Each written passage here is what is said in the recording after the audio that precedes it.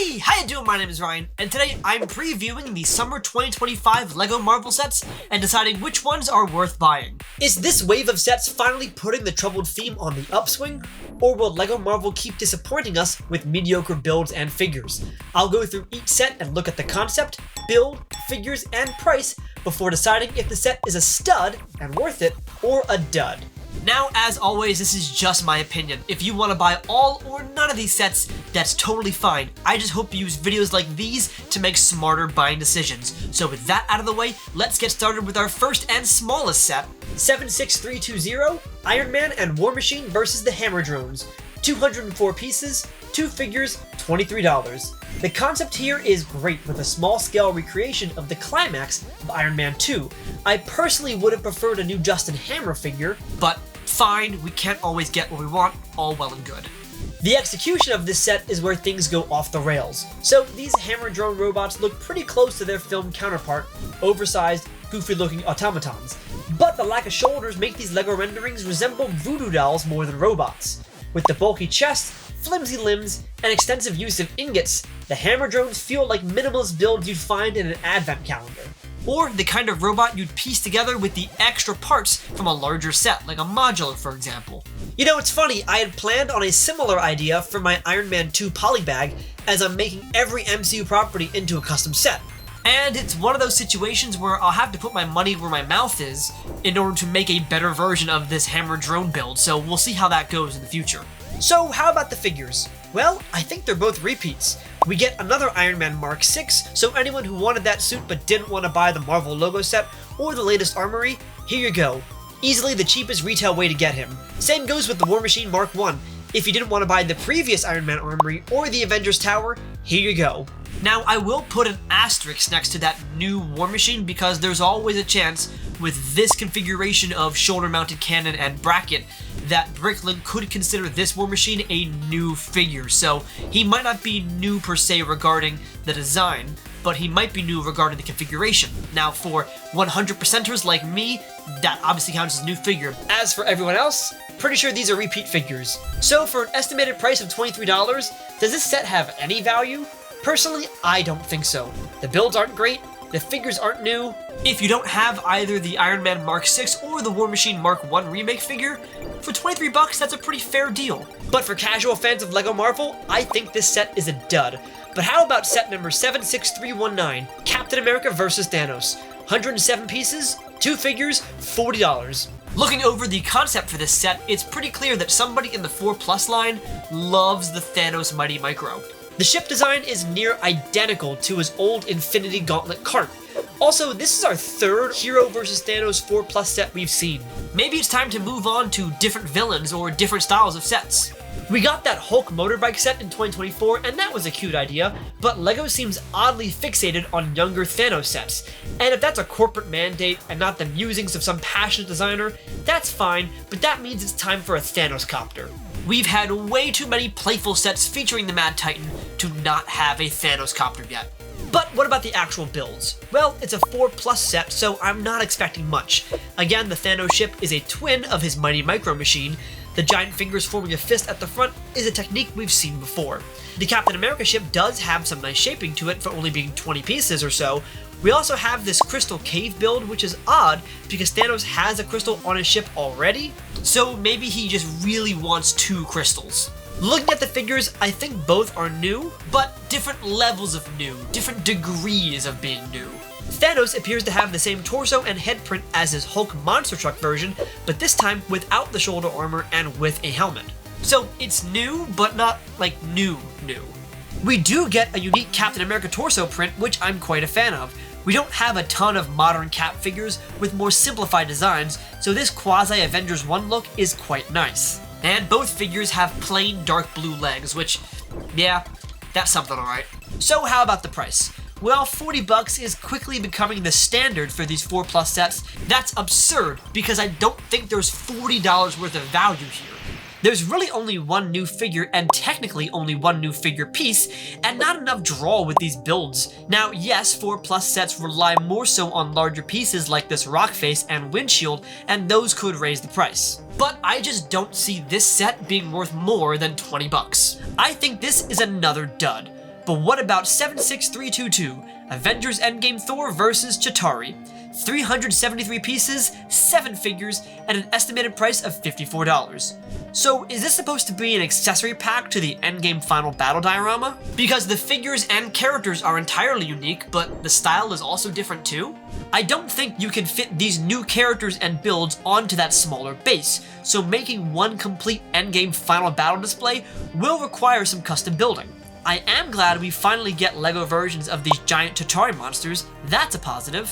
But on the whole, I'm just tapped out of excitement for LEGO depictions of the Endgame climax. There are ways to make compelling sets that all link together into a giant display, think Hogwarts, but currently all of these feel like remakes of each other instead of sections to one giant battle. And as for the build, this is just kinda sad looking. Why is War Machine in a mech suit around the same size as Giant Man? I know LEGO wanted to recreate Rocket Raccoon on his shoulder, but the added mech not only inflates the price, not only looks repetitive and redundant to other mech suits, but it also messes up the scale if you do try to combine Endgame sets together. The aforementioned Chitauri dog is fine, but could have certainly used the extra pieces if LEGO scrapped the War Machine mech. Disappointing part allocation for sure. The small little ships are not needed and only serve as vehicles to add extra Chitauri, figuratively and literally. Also, why is there a tiny portal? It's not the same size as the other portals, so again, it makes it really hard to combine this set with the previous Endgame final battle. But what about the figures? Well, Thor is a new figure, but don't celebrate yet.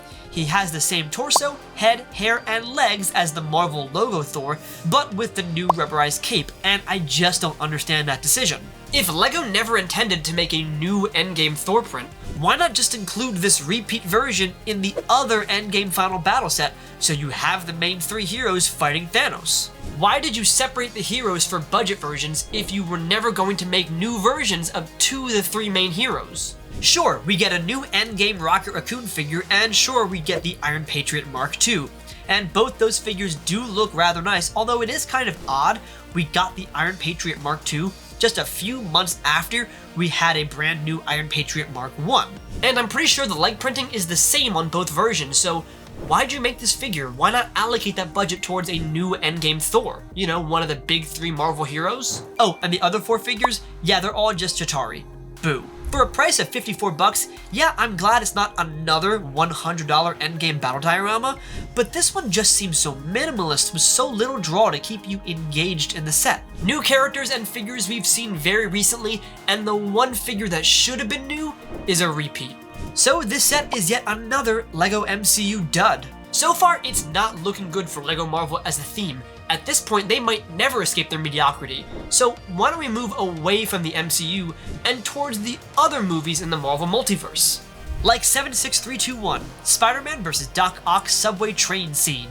393 pieces, 4 figures, $55. This has to be up there for one of the longest time periods between a set and the direct remake of that set. The original Spider-Man 2 train build came out in 2004, and that's been one of my favorite Marvel sets for a long time. 21 years later, can LEGO top themselves? Well, from a conceptual standpoint, this remake is missing some critical elements found in the original. While this current build is just one train car and figures, the original had a really cool play feature with some train track and a barrier and a giant fist plunger. You could push down to propel the train forward like the actual movie. This was back when LEGO was hyper-fixated on allowing you to recreate scenes from movies with both display and play features. But okay, how does this set stand up by itself? Well, it's a solid-looking train car with removable tops, interior seating, and nice detailing. Simply put, LEGO knows how to make train cars. And this is certainly a well-constructed and nice-looking train car. But there are also some strategically placed posing mounts to allow you to physically recreate the scene of Tobey Maguire's Spider-Man pulling the train to a stop using his webs. And I gotta be honest, seeing those LEGO web strings suspended in midair is a pretty cool visual. Another nice update to the set is the Doc Ock arms. I think the build looks really fantastic and pretty unique to any other Doc Ock we've seen before, with this one having movable pinchers. But let's talk minifigures for a second, because it's a rather odd selection here. This set comes with 4 brand new figures: Tobey Maguire's Spider-Man, Doc Ock, J. Jonah Jameson, and Aunt May. On the one hand, LEGO was very kind to include these 4 main characters in one set, even though they didn't really all appear in that one scene. On the other far less important hand, I know a lot of people really would have loved to have some of the iconic passengers that were on that train. The extras in the Sam Raimi Spider-Man movies are always a delight to see on screen. And I kind of wish one of them appeared in this set. As for the figures we get, the Spider-Man has a ripped torso, which is really cool to finally have a battle-damaged Spider-Man. Doc Ock uses the same head as the Liberty battle set from No Way Home, but the torso and legs are original and finally have the brown jacket design. That's awesome. J. Jonah Jameson looks like he's using the Michael Scott torso, but the face appears to be a new print, and Aunt May appears to have a new torso and head as well. Which, if true, it means that all 4 of these figures have new parts. That's pretty wonderful. And for a price of $55, that's a relatively good deal. This set does, however, kind of fall into the trap of being neither a display nor a playset, with no base or play features. But as a figure collector and a fan of older Marvel movies, this set has it all. Stud. Now how about 76317, Peter Parker's apartment? 394 pieces, 4 figures, $55. It's great to finally see new comic-based Spider-Man sets that are not just oversized spider-themed vehicles. I talked a bit about this set in my members-only video, but I enjoy this style of the 3-walled playset. Add to that the story of Peter Parker being ambushed by villains at his own home, and you have the makings of a pretty good set. So how's the build? Well, I like a lot of what I see. There's some great posing opportunities, a fold-down bed for Peter, and a breakable wall that knocks a good chunk out of the second floor. If there's an easy way to get me to like a set, it's a breakable wall gimmick. The building is also rather detailed for a playset, with nice patterning, coloring, and interiors. It's not as cozy or compact as the new Asgard set, but I do like this style of building quite a lot. Plus, it looks like it'll be able to connect to the Spider-Verse bodega from earlier this year, given the appropriately placed Technic pins and bricks. And I have to wonder if the intention is to put the apartment on top of the bodega. That would explain the lack of roof on the bodega and the lack of pavement in front of the apartment. Although if you put this on top of the bodega, the front door would kind of be on the second floor and would look a little bit odd. But let's talk about the figures. Spider-Man looks to be the same as earlier this year, although I'm not sure if it's the render quality or perhaps there might be new arm printing. It appears to cover more of the arm than previous versions, but again, I'm not sure if that's just LEGO's renderings showcasing the best possible version of this arm print. Mary Jane appears to have an original torso. The face print, I believe, however, is the same as Yelena Belova, although the eyebrows in the render look a little bit darker than the Bricklink photo. Anti-Venom is a repeat from the mech suit set from January. The Hobgoblin remake, however, is entirely new and fantastic looking. I love the recolor of the Moon Knight hood piece, and I think this is the first Marvel minifigure to use the plastic cape often found on Batman. The Hobgoblin face, torso, and leg prints all look amazing. This is a great remake, and not every remake in this wave is an upgrade. The price of $55 I think is a rather good deal, especially if this set is confirmation that LEGO is planning an entire Spider-Man city, kind of like the modular buildings. Count me in. I think this set is a stud, and with that we tepidly move back to the MCU for set number 76325, Avengers Age of Ultron Quinn Jet.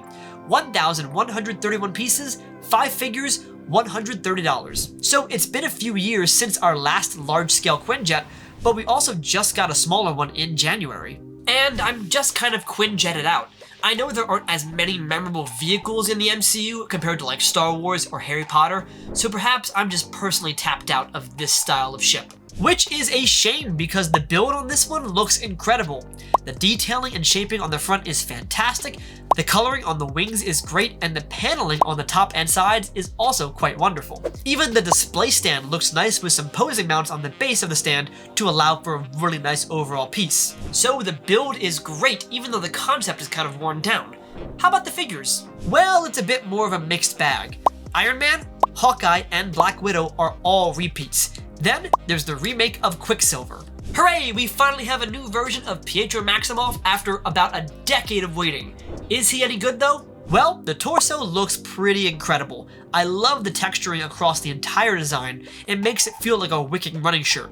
The hair is also a good choice, and then there's the face. It appears to be the exact same one as the 2025 Civil War Bucky. Now that sounds bad, but hear me out. I think this head works better for Quicksilver than it does for Bucky. If you switch the release order of these sets, I wouldn't have a problem. It's not like I really associate this head with Bucky anyway, so it's fine. Blank legs aren't fine, but they are what they are. Thankfully, the new Ultron is incredible through and throughout. The print on the head blends wonderfully with the neck bracket, the torso is slick, and the legs are fantastic looking. And it's not like the Iron Patriot issue where both the designs and the release dates are close together. The January Ultron is a great comic book version, and the August Ultron is a great movie version. This is a must-have minifigure for sure. But if you wanted the entire set, $130 is a step up from the $100 Quinjet released in 2023, especially with so many repeat figures in this new set. So LEGO Marvel inflation is real, and this is a perfect example. Now, is $130 a bad deal? Not really. While the figures themselves aren't that much of a bump outside of Ultron, the build is pretty fantastic. So I'll go mild stud. And finally, 76324 SpiderMan vs. Oscorp. 808 pieces, 8 figures, $140. If anyone remembers the Web Warriors Ultimate Bridge Battle Spider-Man set, this is the spiritual successor, and it's magnificent. What's essentially a Spider-Man cityscape playset, this set includes Oscorp Tower, Miles Morales' apartment, a jewelry shop, and Eddie Brock's apartment. And build-wise, each one is handled incredibly well, with enough details in each room to feel complete yet somewhat minimalist. A computer here, some lab equipment here, some tables here, everything feels thought through and hardly any pieces feel superfluous. There's even a nice transformation chamber on the top floor of the Oscorp building that feels like an homage to the early 2000 Spider-Man sets.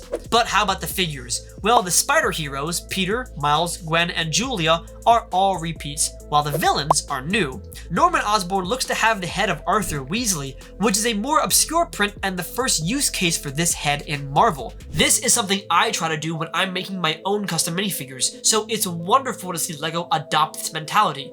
A repeat part is not always a bad thing. The torso, on the other hand, looks like a brand new print. That's wonderful. Eddie Brock looks to have a new torso as well, but his face looks the same as Quicksilver and Bucky.